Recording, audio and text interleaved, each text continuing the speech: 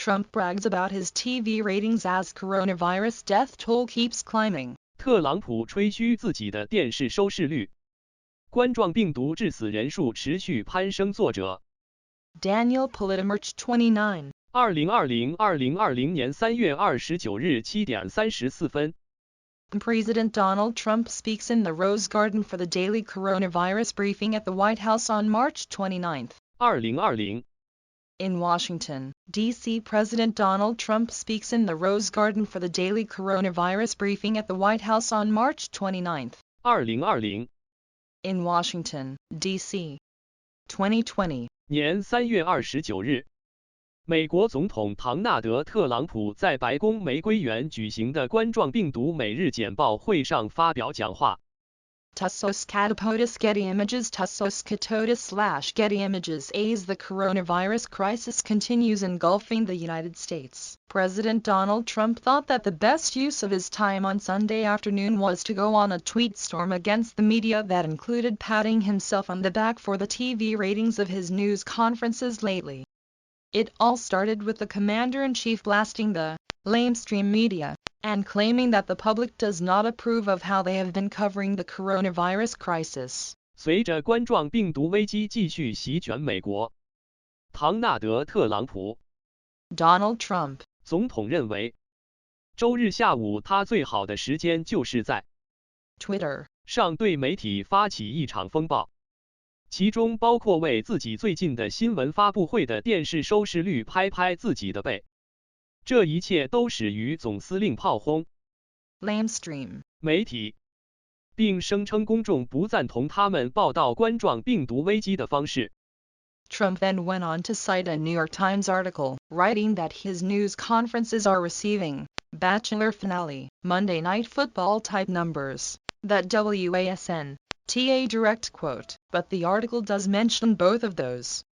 The president then went on to selectively quote from the piece by Michael Grinbaum. But he focused on the ratings part and completely neglected the crux of the piece that questioned whether networks should carry the president's news conferences live, considering he spread so much misinformation about the COVID-19 outbreak. 特朗普接着引用了《纽约时报》的一篇文章，写到他的新闻发布会收到了单身汉大结局。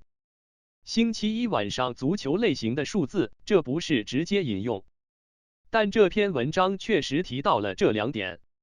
奥巴马接着有选择地引用了迈克尔·格林鲍姆的文章，但是他只关注收视率部分，完全忽略了这篇文章的核心问题，即考虑到他散布了如此多关于新型冠状病毒爆发的错误信息。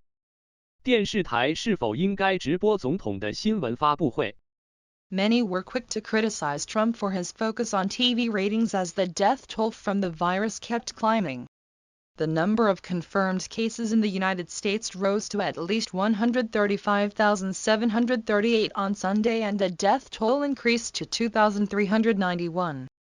In New York, the number of deaths shot up 237 from a day earlier to a total of 965, while the number of confirmed cases soared 7,200 to 59,513.